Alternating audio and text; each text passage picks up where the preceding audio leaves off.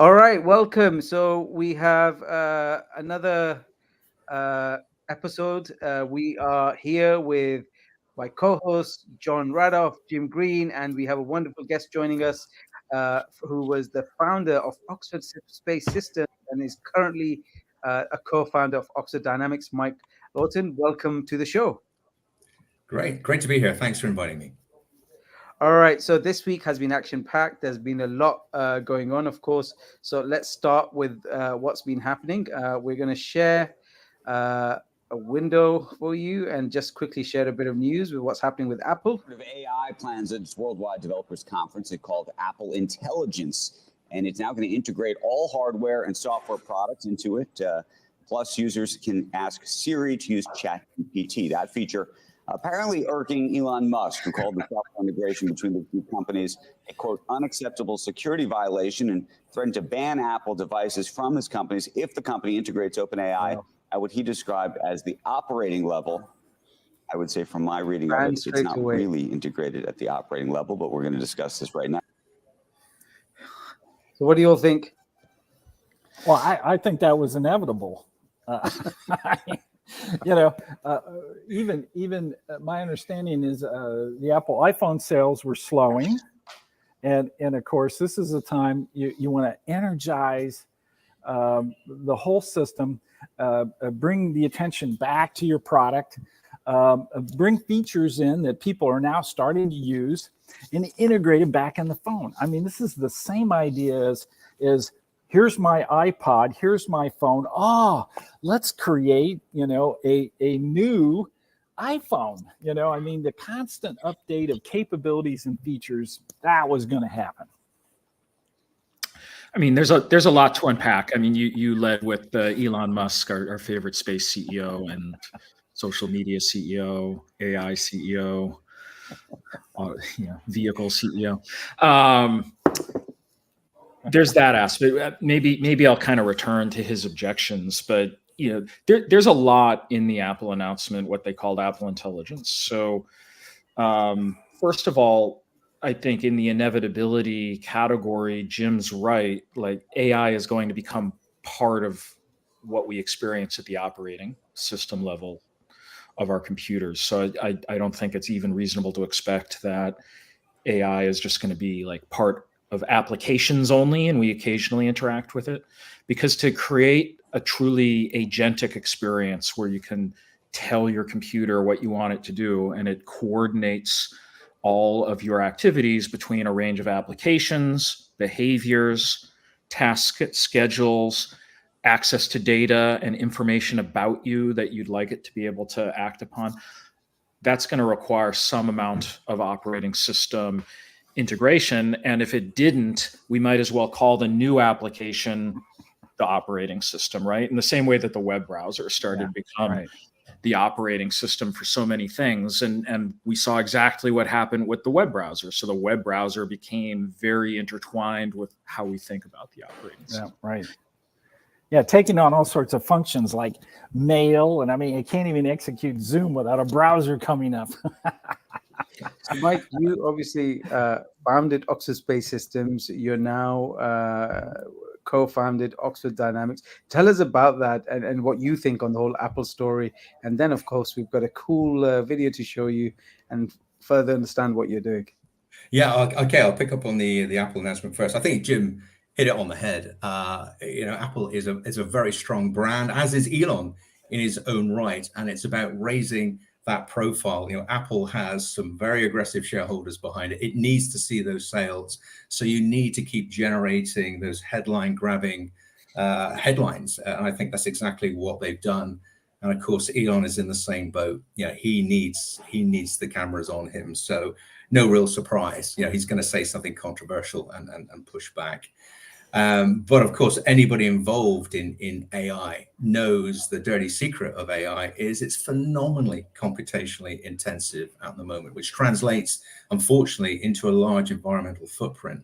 So currently, the more AI we're relying on, we are really driving up the computational overhead and therefore the environmental overhead of these technologies. So we've got a lot of work to do before, I'm even shouting, I'm involved in AI. So even before I champion its widespread adoption and use, we've still got some significant challenges to do to improve the efficiency of these neural networks. Absolutely. And I think it's what you've said there. Both of the companies need to be in the spotlight. But it's interesting, right? He co-founded OpenAI from the start. And now we have this whole discussion of where it's going to. So I want to share another scene, and some of you may be familiar, and I'm sure many of you are. Jarvis, you up? For you, sir, always. I'd like to open a new project file, index as Mark II. Shall I store this on the Stark Industries central database? I actually don't know who to trust right now. Till further notice, why don't we just keep everything on my private server? Working on a secret project, are we, sir? Mike, tell us now, are you working on a secret project? Just let it out. Well, it wouldn't be a secret if I told you, but yeah, so what really inspired us at Oxford Dynamics is how could we take that concept of Jarvis, just another very intelligent system, this idea of having an exoskeleton that can absorb multimodal data. And for Iron Man, of course, if you've seen the Iron Man films, great interpretation of the visual environment, great interpretation of the thermal environment, this idea of a multimodal sensing of the environment. But where Jarvis does something really quite interesting, which is actually applicable in the commercial environment, is how do we take these vast data loads from different modes? How do we get AI to process that such that we reduce the cognitive burden on the individual and free them up from trying to process data with our neural networks? Let's get a silicon neural network to do that and free the human to make much higher value judgments based on that information. So that concept of being able to process huge amounts of data, not just in real time, but also referring to archived data, that's exactly the technology we're working on. So perhaps not the exoskeleton just yet, but that concept of Jarvis's brain being able to augment a human to allow humans to focus on that much higher value decision-making capability is our core technology at Oxford Dynamics. And Mike, you came into this. Tell us about Oxford Space Systems and how that kind of journey led to Oxford Dynamics and the work you're doing now. Yeah, I guess I've always been a bit of a space geek. You can probably tell I've had a few candles on my birthday cake. So I grew up on a diet of the original Star Trek and Doctor Who, and always wanted to, pilot a spaceship. But of course, reality kicks in. So I thought perhaps if I can't actually be a pilot spaceship, I'll perhaps miss that by a generation or two. Perhaps I can get involved in the space sector and be involved in designing and building space hardware. So one of my first professional positions was actually designing spacecraft power systems, taking the output of solar panels and combining that with onboard battery power to guarantee satellites a very reliable power source in low Earth orbit. So irrespective of the illumination conditions, the incident energy on the spacecraft, how do we guarantee a whole range of bus voltages such that the payloads are fully operational? So that really got me into the space sector. Got absolutely bitten by the space bug. And then long story short, in 2013, had the bright idea or the crazy idea, depending on who you ask, of wanting to found my own space company. And the opportunity that I spotted was spacecraft getting much, much smaller, the advent of the CubeSat. So in the same way your mobile phone now contains a huge range of functionality that would have been impossible a decade before, we condense all this capability in a very small package. So we've started to see that revolution on orbit, much smaller satellites, so-called nanosats, actually starting to have the capabilities of legacy, much larger satellites. But the one thing prevails, which is the laws of physics. Even if your satellite is getting a lot smaller on orbit, there's no really such thing as an antenna that's too small. You still need to maintain what we call the link budget. So if you crunch the numbers, you still need antennas of a certain dimension or certain diameter on orbit. So I worked out and looked around. There's no one actually working on a new generation of disruptive deployable space antennas for the so-called new space sector. So ended up founding a company focusing specifically on deployable antennas. And that led me into the world of origami. One of the key members of the team is actually a professor in structural science from Oxford University, who just happened to be a world expert in origami, and in fact, the mathematics behind origami. And anybody involved in the space sector knows you can't do anything unless you can analyze it to death and prove it works with mathematics. So being able to take the mathematics of origami and proving our antennas would fold in a uniquely stowage efficient way was a key part of the jigsaw. And then the other part of the jigsaw was a new generation of material science. If we're going to start folding antennas in novel ways, but we need them to deploy beautifully and perfectly on orbit, that pushed a new generation of flexible composites, what we call high strain composites. So here we are today with Oxford Space Systems being seen as a leading developer of novel deployable antennas. And the niche spot for us in the UK is actually servicing our own UK government as well as other European governments, because we specialize in Earth observation antennas, which are of keen interest to the UK security and defense community, as well as telecommunications and IoT.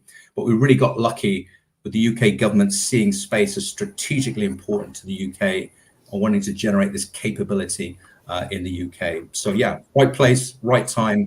And of course, I'm going to say it's all down to my brilliant timing, but like a lot of entrepreneurs, a huge amount is luck and timing and getting the right team around you. And I managed to get that in place to get OSS to where it is today. Mike, I got to tell you, the radio frequency environment is still tremendously active and tremendously important. What we've been thinking about scientifically is opening up more observations in the radio, but there's so many, communications and transmissions that are going on that leak out into space that we've got to find someplace where it's radio quiet. And we have, and it's the far side of the moon. Yeah. And so NASA's moving towards looking at how to build an enormous radio observatory on the far side of the moon that allows us to look at very low frequency radio emissions down into the kilohertz. Yeah. So kilohertz, megahertz, gigahertz, that whole range that we want to look out into the universe. And the kind of information that we're going to see is we're going to see radio aurora on exoplanets. We're going to see what happens in the radio frequency area in the very early universe. In fact, there's a time that before galaxies and stars are created, it's called the Dark Ages, when the only radiation that was going on was done by the hydrogen atom at what's called 21 centimeters. But now that emission has been Doppler shifted into the radio region. Yeah. So down in the low megahertz, we can then look at the early universe and confirm cosmology. So instead of using it for communication, we want to use that band to continue on our science. And thank God we found the place.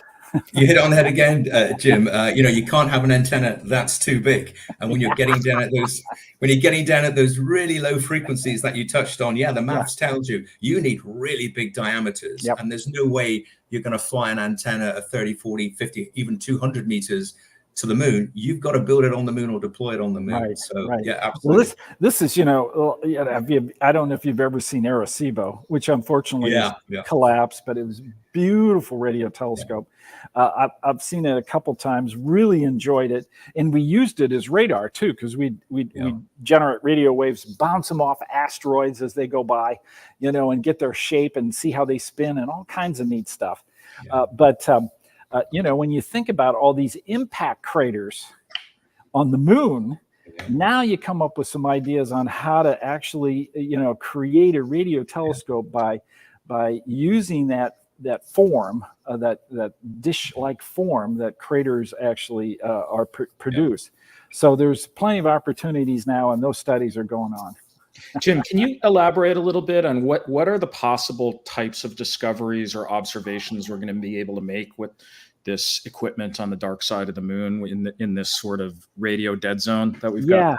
Yeah, I can. And actually, let me go ahead and, if I may, I can bring up a figure that shows the frequency range with discoveries that can be made. All right, so let's see. I have it now in front of me, and let's see how can I share my screen. Can we share our screens? Yeah, here we go. Yeah. Go into present mode. Let's do slides. Okay.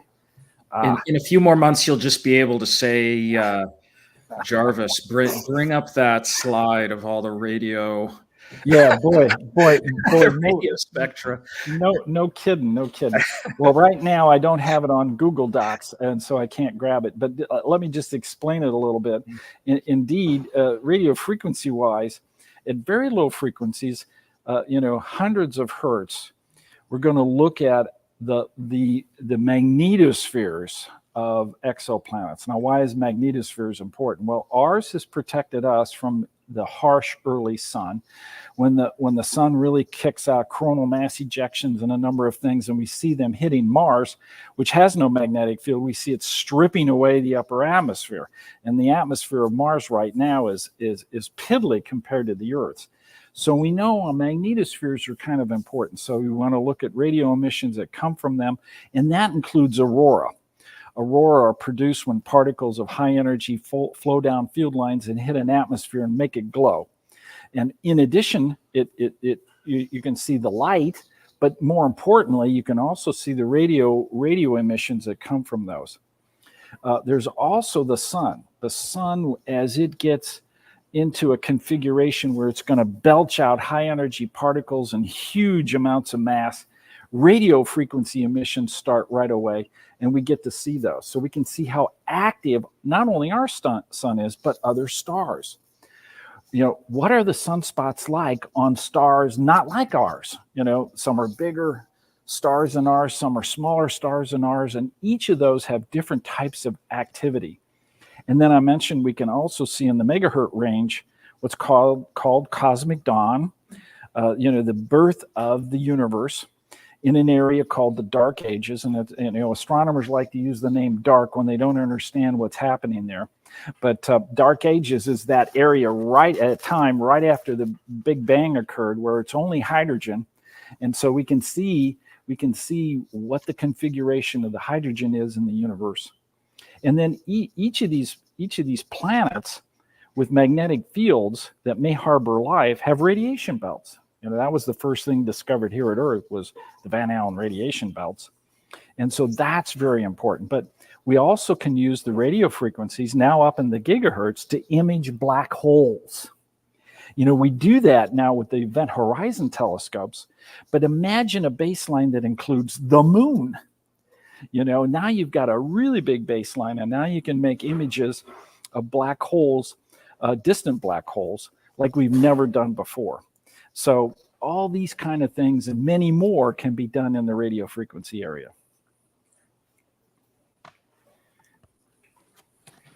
Jim, I think what's fascinating about using craters on the moon as potential parabolic antennas, I think they do lend themselves really well to the lower frequency work, because I'm sure at the lower frequency, you can tolerate much greater surface inaccuracy, so-called RMS surface accuracy, and therefore shaping those craters on the moon will be really tolerant down at those low frequencies. So I think, it's a fascinating use of the resource. Well, and, humans are going to live and work on the moon. We want them to do valuable science. This is the kind of science they're going to want to do. Now, that means that these radio telescopes, the first really big one's going to take in an enormous amount of data, and we're going to need to organize it.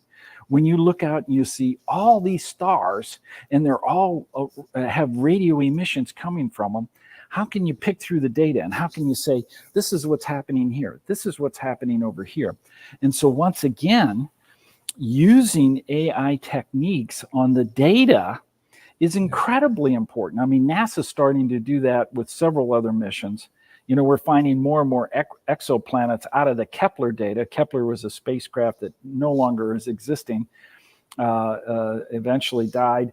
But now the data sets, are still being mined. And we go through and we see all kinds of planetary signatures we hadn't recognized before. And so getting these software systems up and running on data to be able to pull out features and give us insights that we couldn't do otherwise, unless you had a team of thousands of graduate students, working on the data. Now we're going to do it in new and unique ways.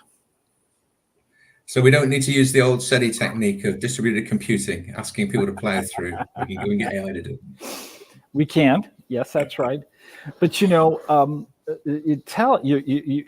point exactly is now we're relying on the ability that we have of faster computers and more massively analyzing data in parallel to be able to look and do things. Are the architectures of the computers we have the right architectures, or how's that going to evolve? That's a great question. We've had obviously everybody's familiar with the CPU, central processing unit. We're now in the age of the GPU. It turns out that the graphics processing chips that we all enjoyed in our games computing just absolutely lend themselves beautifully to the matrixy types mathematics that turns out underpins neural networks. So we got really lucky. No one set out to develop neural networks on GPUs. We got lucky discovering, hey, this GPU technology we're using games engines is damn good for computing neural networks. But I think where we're probably going to start going is to the QPU, the quantum processing. So I think some really interesting technologies on the horizon. Then, of course, you end up combining these types of architectures. So I think, some really exciting breakthroughs will be happening in the next kind of 10 years or so with computing power. Because when you think about it, if you crunch the numbers, the amount of energy we consume as humans with this fantastic biological neural network, typically, I think the calculation is about 20 watts our brain consumes to carry out a phenomenal level of data processing and obviously housekeeping for us as a biological entity. Compare that to the amount of energy consumed by a GPU, we're orders of magnitude way more efficient than any artificial neural That's network. true. I love that analogy. The physics behind that, though, is something we call the Landauer limit. So there's basically a trade-off between speed of computation and heat produced. So our brains are actually just super efficient. I think it may even be closer to like 12 watts on average if you look at like just what the brain is doing. So our brain is like so good at doing a lot of things at only 12 watts. If we processed at the speed that a GPU did, we'd basically burn up our heads, right? We die. So we can't physically do that. But the trade-off is we're a little bit slower, but also massively parallel. It's interesting because I think there will be, of course, so many applications where you need the speed of a GPU to do things really fast. But humans probably still have their niche in like hyper efficient, massively parallel processing, not to mention the fact that we also work with each other. It's not about being individual processing units either. Yeah, absolutely. I was referring to 20 watts of power consumption when you get brains as powerful as gyms. That's what I was saying. You're underestimating. There's different grades of computational power. I'm certainly not near the top. I'm going to play a segment from one of our previous talks with Matt from Astros Forge. And we asked him a question in regards to what he thought if AI would be a catalyst when it comes to space exploration. And just want to play that segment and get your thoughts again with Mike here today. AI and artificial intelligence. I mean, you've seen generative AI and all these things, and even what we did with voice. How do you see it being an accelerant when it comes to space? Do you think it's going to make things quicker? Or do you think we need to still stay on the ground and see what potential it has? I don't.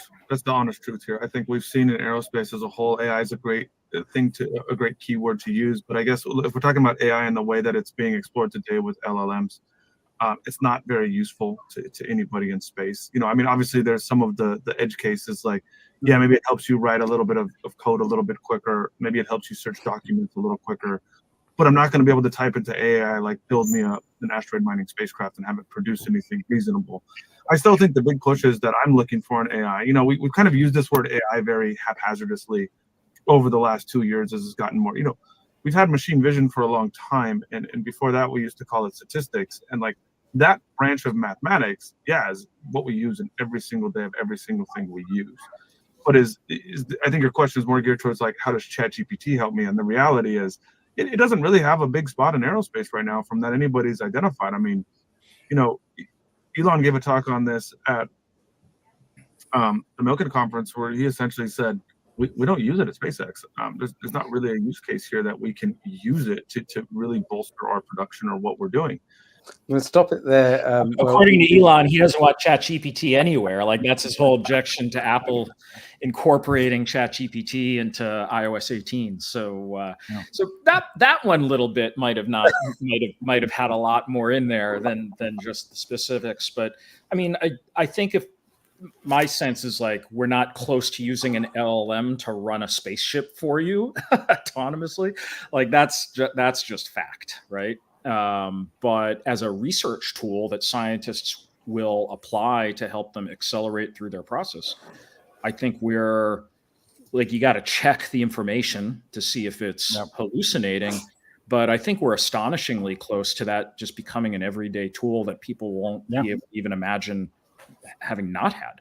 I mean, we're entering the science fiction era of like all the books we read as kids, where you've got your helper robot and you ask it to go work on tasks that are physical, but you also just consult with it on things that it might know or could go find out for you. Well, Mike, I'd love for you to unpack that as well, but there's also a question here from Catherine. Let's go into that. So how long will it be before we can replace the non-smart people with robots and AI? I run a business and need an assistant and would love to invest the time in a robot or AI rather than an uneducated and lazy human. There you go. That sounds like a very controversial question to answer. Who gets to define who's lazy? It's in the eye of the beholder. Yeah, exactly. You're in dangerous territory there when it's. I know it when I see it. Yeah, exactly. I think I would. I guess I would disagree a little bit with the previous comment. I think we are literally at the cusp of seeing large language models being incredibly useful to space, and I'm referring to space domain awareness and space situational awareness. One of the technologies that we have currently funded by the UK Space Agency is our AVIS system, a very intelligent system. It's that riff on Jarvis from Iron Man. And it's a way of using large language models in a very novel and efficient way. We never train a large language model. We've developed proprietary AI that does the heavy lifting of data ingestion. That could be archived data or real time. And we believe we've solved the problem of hallucination in quite a novel way. Okay. Such that the answers we produce from AVIS are very traceable and explainable. And if you can build trust in a system, you're now getting into the point where rather than relying on an LLM to give you a recipe for banana cake, you can now rely on it for some significant decision making. And without breaking an NDA, we'll probably be the first Gen AI company to be working on secret and top secret data because of the trustworthiness of the answers we're starting to produce. And where it comes in with space domain awareness, where I think things get really exciting, we're talking about so-called mega constellations. So if we're getting towards tens of thousands of satellites on orbit, the days of manually controlling every one of those assets to avoid collisions and maintain formation flying, that's just not sustainable. We've got to start moving towards semi-autonomous and then fully autonomous satellites. Now, to do that, a satellite needs a much greater understanding of the space environment around itself. And to do that, we can't just use one sensor like a camera. In low Earth orbit, you're blinded by the sun and then you're in total darkness and you're doing that every kind of 70, 90 minutes. You can't just rely on infrared because you don't get the resolution. And you're going to need things like LiDAR, radar, RGB, infrared. So you need a portfolio of sensors on a spacecraft. But how do you know which sensor to look at? And this is where AI comes in. So techniques such as AI sensor fusion will allow us to build up an understanding of the environment around a satellite. And that's the first steps towards autonomous decision-making on a platform. Now, imagine that data being generated on orbit. We can then use AI to triage that data. Let's download the most important data first, into the system we're developing on the ground, and you start developing this framework to give you a much greater understanding of what's going on orbit, a much greater way of protecting assets on orbit from each other and debris collision, and then ingesting things like databases of what assets should be on orbit. So you get a much more intelligent way of a large language model based system of interfacing these complex data environments. And that's exactly what we're developing and starting to demonstrate at Oxford Dynamics. So you touched on a couple things that really intrigued me, and the reason why is developing trust. Yeah. So a perfect example of ensuring computers are reliable and generating the right information can be seen in our last launch of which is the first launch of the Starliner capsule carrying crew to the International Space Station. We had 3 computers running and giving the same results, and they absolutely have to be identical. Yeah. And when something happens and it's out of sync, or some anomaly occurs where from one computer versus another, it shuts everything down. So NASA's approach to ensuring that they're getting the right information is add more computing power. And then make comparisons between the computers. So how are you going to ensure the reliability? Are you going to use another piece of software that does the check, that does then independently an analysis of the right answer? Well, without giving away too much of the intellectual property, currently, if the system doesn't know the answer, it simply says that I have insufficient information to answer that query. Of course, Spock said that all the time. Yeah. But nothing stops a system, and this is what we're doing, running large language models in parallel. Yeah. So you compare the answers of LLMs. And of course, no real surprise, LLMs are ultimately the result of humans' data and their biases. Mm-hmm. So in the West, the large language models like ChatGPT, we talk about, guess what, are heavily biased toward Western opinion and generally white males. And that's completely different from the sort of biases and outputs you would see, say, from a large language model from Russia. Yeah, true. Yeah. So surely the best system takes the output from various flavors of large language models. So in the same way, NASA uses multiple CPUs to get to an end decision point. So in the world of AI, you should never just rely on one large language model. If you're going to do it properly and intelligently, in the same way we rely on the collective opinions of our biological networks, we should be doing that the same with silicon networks. Okay, there we go. Now we know. I like Paul's comment that you put up there about complaining that LLMs just can't do magical things already. I mean, look, 3 or 4 years ago, we saw GPT-2 become a dungeon master in live online role-playing games. Yeah. It seemed like incredible magic at the time. And then we got GPT-3 and people are like, wow, this is actually getting really, really good.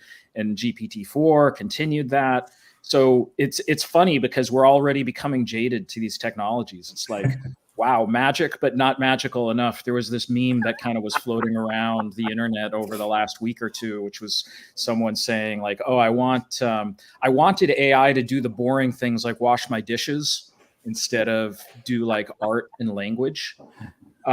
There's a lot of interesting things in that comment. One is it's sort of like, obviously the person doesn't first of all, yeah, it sounds funny. I can see why it went viral, but the person clearly doesn't understand the distance between like creating a robot that actually navigates your house. And the complaint is basically like, if only all these people working on language models had been working on robots instead, we would have robots cleaning our houses right now.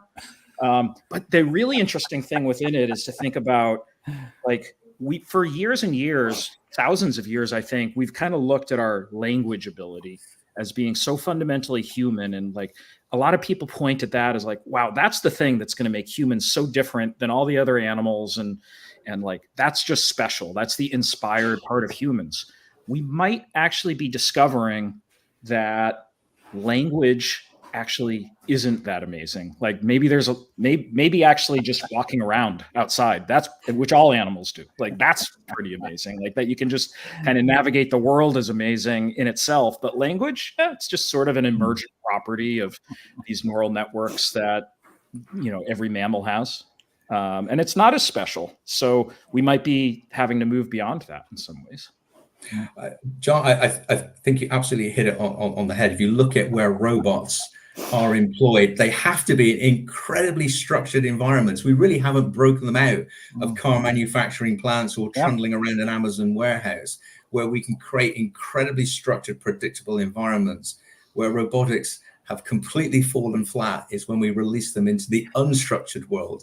We're a long way from having a robot that could walk into your chaotic kitchen with your pets and your kids running around and make you a spaghetti bolognese, because someone's moved ingredients. We're a long way away from that. But coming back to it's a great comment you made earlier, actually, about why aren't the guys who've been working in AI and large language models working in robotics? Well, literally, we're at that inception point at the moment. We now have something called visual language action models being developed. And it's a way of combining the robotics world and the sort of code we generate to control robots with the power of language models and visual elements. So the output of a large language model isn't just the language component now. It's the ability to write robotic control code on the fly. And anybody involved in robots will have heard the language ROS, robotic operating system, a very structured language to control a robot. But all robots, if they're programmed properly, work with a kinematic model of themselves. So if you're talking to a robot using, say, a large language model, the output could be acknowledging your instruction, but it's also writing the ROS code to control itself. And in a way, we can start to reduce hallucinations because the robot would be forced to operate with its kinematic model. If the large language model hallucinated and wanted the robot to break the laws of physics or move through 9 degrees of freedom, it no longer could do that because the model is constrained with the kinematic model of the robot itself. And those worlds of large language models and robots are literally at the cutting edge of research and one of the areas that we're operating in. So yeah, those worlds are very quickly coming together. And I think within the next couple of years, we're going to see a step change in the capabilities of robotic systems. It's a relevant set of comments as it comes from Jon Radoff, who's the head of AI for Facebook, for Meta. And he often gets just a lot of grief on this because he separates the capabilities of LLMs from what we might define as intelligence. And he always kind of comes back to this, hey, you realize we don't actually have an AI that's even as intelligent as a cat yet. So, which he's not doing that to insult cats. He's saying cats are astonishingly intelligent, and we haven't figured that out yet. LLMs do really impressive things. So it's not, I don't think he's trying to take away from the magic of the kind of the perceived magic of what an LLM is, kind of the Arthur C. Clarke, sufficiently advanced technology is indistinguishable from magic. That's kind of what an LLM is. Sure. They have these really interesting emergent capabilities. They have sort of a little bit of creativity to them, perceived creativity. They can help you synthesize information in ways that's much faster than any alternative mechanism. And that's super impressive, but synthesis of information is not really the same thing as we might call intelligence, which Jon Radoff would, I believe, describe as create a world model, actually a model that understands the way the world works and can consume information about the world. I think he would say that the highest form of bandwidth is just our visual perception systems and the ability to read the stream of information coming at us all the time from birth and then organize that knowledge into a neural network that actually understands the model of the world. So yeah, I think we're at just the research lab stage of some of that. Sounds like you think, though, Mike, we might be maybe only a couple of years away from those world models getting a lot more advanced. Yeah, I certainly do. I mean, we've seen the astonishing advancement in large language model capability. Obviously, ChatGPT is the one that grabs the headlines. And I think that power that is the secret or the magic sauce we need to really start unlocking the capability of mobile robotic platforms. That almost emergent, almost scary capability of a large language model to understand and interpret information. When you start combining that, say, with the visual system on the robot, it comes back to this multimodal sensor input, the ability of a large language model to ingest, say, data in the form of visual data, tactile inputs, that greater understanding of its environment. We're breaking away from that very linear, traditional understanding of using a CPU to process the data the robot needs to into the magic realm of the large language model. As I said, when you combine that with the output to generate ROS code on the fly, then I think some really exciting things are going to start to happen. But it all comes back to, as we opened with, we need that breakthrough almost in computational power, because we're going to need this as an onboard capability. I hate to think if we've constantly got to have a high-speed data link to ChatGTP, what happens if that link breaks? Does the robot suddenly shut down? If it's performing a delicate operation, do we suddenly shut that robot down? If it's driving a car, obviously we can't have that. So we do need this edge compute capability to really unlock the true power of the technology. But you just touched on another really important aspect of what may happen in the future, and that is an over-reliance on these kind of systems to then perform your daily life, your daily tasks, and how lost you can be if they don't work properly. It's like you're going to the restaurant you wanted to go to all this time, don't know where it's at, and you're using your GPS, iPhone, iMaps, to get you there, and all of a sudden the cell tower goes down. Now you're really lost. We're going to need NASA's approach. We're going to need triple redundancy on these systems. Yeah, that'll have to be weaved in there somehow. Yeah. Well, in a way, that has actually started too, because it's not just when you walk into a place and you've got your cell phone towers and also the internet. You now can make a call. You always, for many years, of course, but you have dual approaches. So this is why this is really important, because it's not just one technology. It's an integration of several technologies, and these technologies are such that they overlap and can back one another up. And so that's going to be critical for moving into the future, I think. Agreed. Totally agree. We've got an expert panel here. As you know, we have an election, Jim, in the UK. France is having one next, and then you guys somewhere January. Yeah. One of the things that has been coming up is the workforce development and the education conversation. I want to play a clip again from one of our favorite CEOs, and then I wanted to show you a report from the UK Space Agency on the skills gap and get your opinion on that. So if I just go here and we'll play this. To wrap up, your board has been very patient. I want to end on one AI question. You have a lot of kids. I have some kids. I have one who's actually soon to go into the workforce. I struggle with how to advise him about a career when this technology exists and will only improve. I'm just curious, when you think about advising your children on a career with so much that is changing, what do you tell them is going to be of value? Oh, we stumped him. Boy, did we stump him. He does a lot. He does parallel processing. Well, that is a tough question to answer.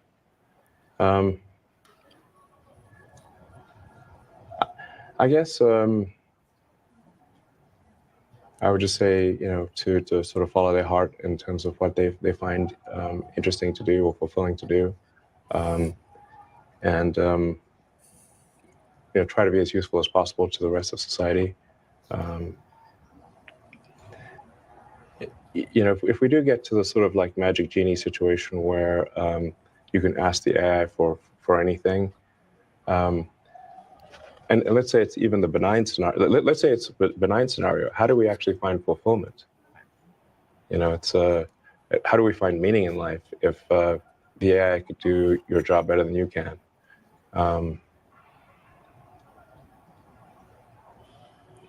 I mean, if I think about it too hard, it frankly can be dispiriting and demotivating. All right, Eden, you So- gave that perspective. I have a bunch of things to say on that that comes right to mind, because something similar to that happened to me.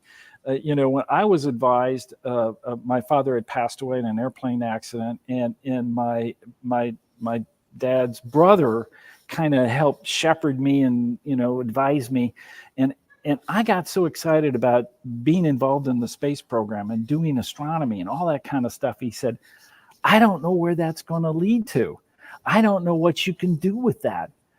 I can't really advise you. Well, I'm 42 years of being at NASA and becoming the NASA chief scientist, the top scientist in the agency, getting involved in 24 missions, making spectacular discoveries. That was in my future, and I didn't let anything get in the way. So you have to find your own way, and you have to teach your kids some fundamental principles about how to do that. They have to find their passion and follow it. And that, I think, is the best you can do, because you can't predict what a better job is going to be in the future. I mean, in the past, mothers would say, oh, I want you to be a doctor because that'll make you money. Well, money isn't everything, and let alone you may hate the sight of blood.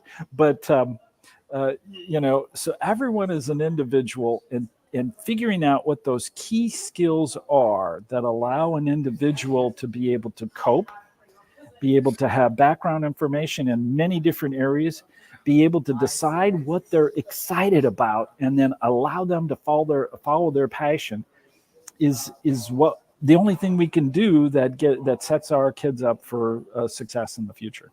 So in game development, we have this idea we call extrinsic versus intrinsic rewards. So an extrinsic reward is someone pays you some money to do something. That's probably the best example. And there's others. It's anything that comes from outside yourself, right? So that you described the extrinsic reward of being a doctor, which is depending on which kind of doctor you are, you might be able to make a lot of money.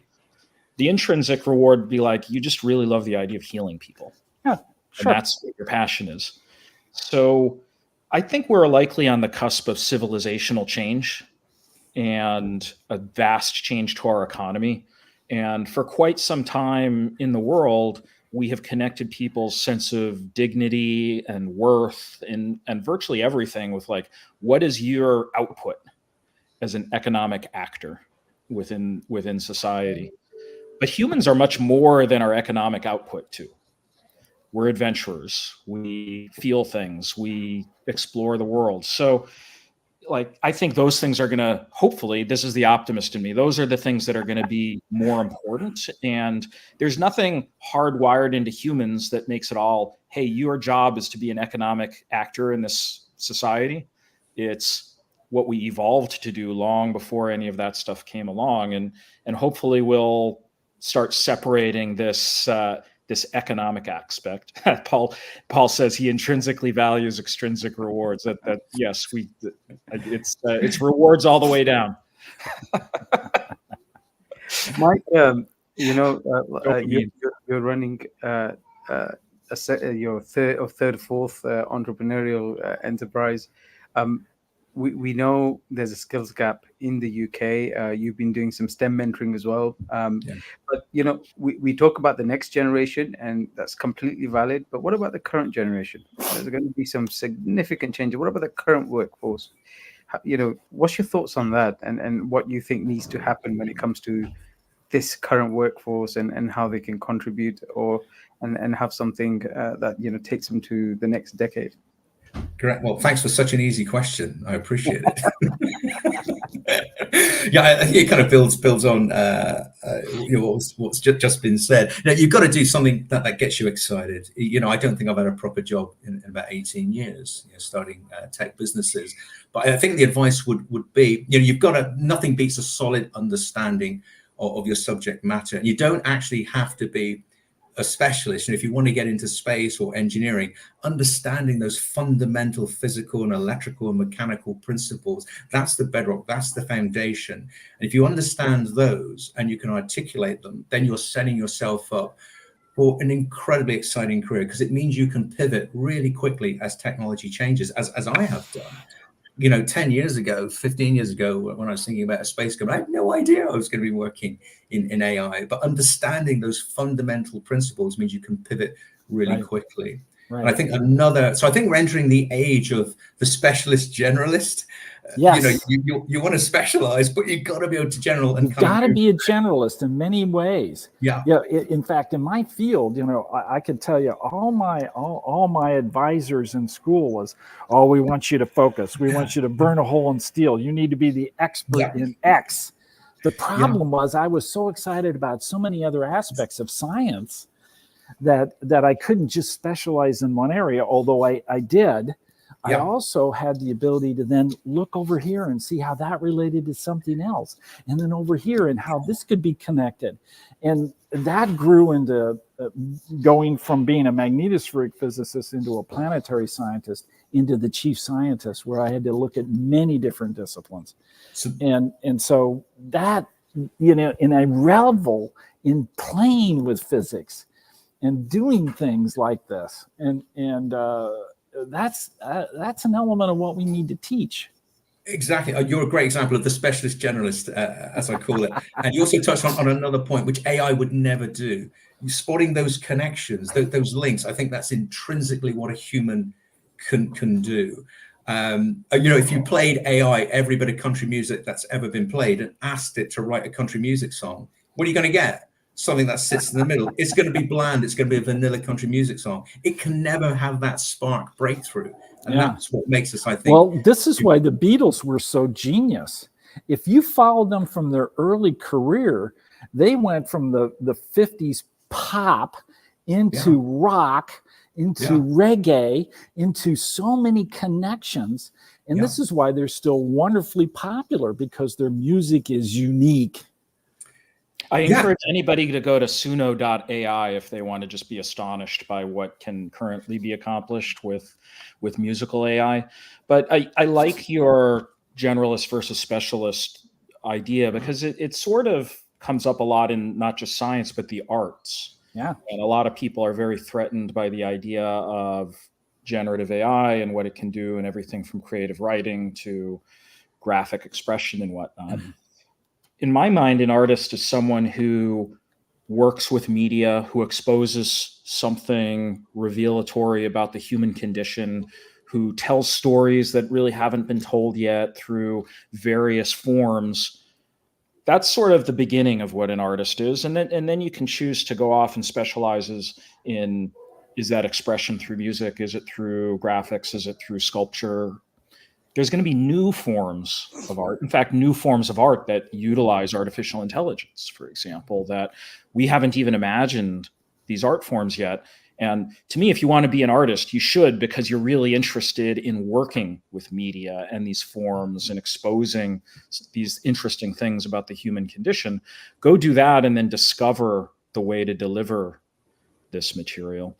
I do think that, like, if you're the specialist and you define artist equals a certain kind of illustrator, because illustration is used within industry and there's like a capitalistic demand for units of illustration that need to be produced all the time. Well, guess what? You are kind of then a cog within a machine, and you're an input-output device for this requirement within industry. And that's the exact kind of thing that an artificial intelligence or a robot is probably most likely to replace, and in fact already is. So I would say to people, like, if you're an artist, go for it. Like, we're going to need artists. We're going to need artists more than ever, because a lot of those kind of forms of expression might be going away or automated largely.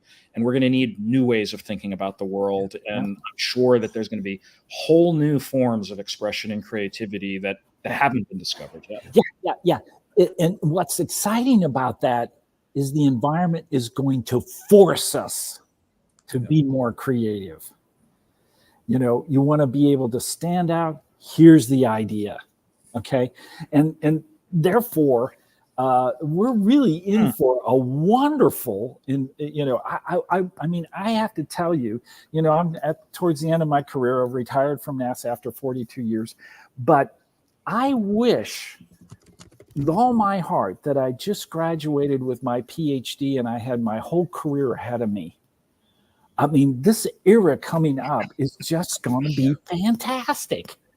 Yeah. And creatively fantastic. We're going to learn incredible amounts. Well, when an LLM surfaces some knowledge that's already known, even when it wasn't known, sometimes they get a critique like, oh, the LLM told me something that was already known to experts in the field, therefore it wasn't creative. But guess what? The majority of people making those requests and learning those facts didn't know that. Yeah. If that means that LLMs and other forms of generative AI that are capable of synthesizing the world of human knowledge just get you at that information sooner, that, to your point, Jim, frees you to go and think about something else. Because why do you want to just reproduce what people have already done anyway? Right. But you have to know what happened before. And that's where it comes in and does a wonderful job of doing that. Guys, we're coming to the top of the hour. We've just created some IP, by the way. I'm about to show you. I'm going to put a disclaimer on the IP will be decided when the four of us have a game of Command and Conquer. The winner will take the IP for this amazing creation that we've just created whilst you were talking about country songs and so on. So what we did was, as you were talking, we're going to play you a song that we've just generated, as John mentioned, Suno. So let's give it a go. Mike Lawton and Jim Green, they had a wild dream. Build a spaceship powered by AI, crazy team. And they had heard in the grandpa's old barn with circuit boards and moon maps. They'd set off at dawn. John programmed the mainframe, making that AI think. There you go. It's literally all possible. And, for those who want to download this audio, once we go over the IP, we're going to get it out there. You can all give it a go. But again, just coming back, I mean, the stuff you can do. Well, we'll put that on my website. Yeah, I think we will. We're going to have to.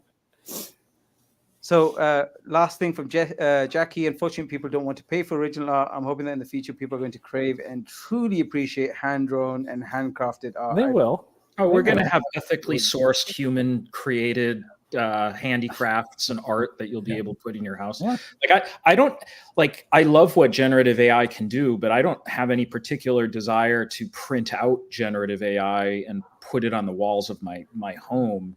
And I don't know if other people generally feel like that or not, but I'm happy to just look at generative AI on my computer screen or use it in a PowerPoint presentation if that's what I'm doing. But if I'm going to put something on my wall, it's got to be more special than that. It has to have a history or a story behind it. Like when I buy a piece of art, I'm partly buying a story of that artist, where I was when I acquired it. Like there's a lot of things that intersect for me in a piece of art. Yeah. And it's a personal experience, isn't it? It's a personal connection to it. One of the most exciting images to me ever made was when New Horizons passed by Pluto, turned around and looked at Pluto from the night side. And as the sun's glint through the atmosphere gave us a completely different perspective of our solar system, something that we had to see before we could say, yes, that's what it must look like. Exciting things like that are real data that comes to us.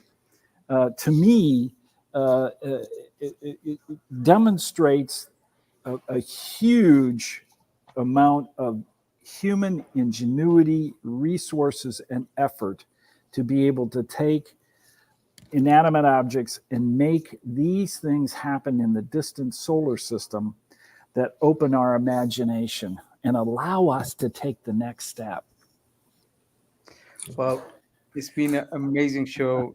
Great way to end it. We had country music. John, thank you. I know you've got to go. I want to thank everybody who joined us for this session. And thank you so much for the comments and the contributions. And Mike, it was such a pleasure to have you. It's fantastic. And there you go. There's a side. Well, I'm at Cornell. Last week I was at in Pasadena at a conference. Now I'm at another conference in Cornell at Ithaca, New York. Outer planets. We're going to Europa.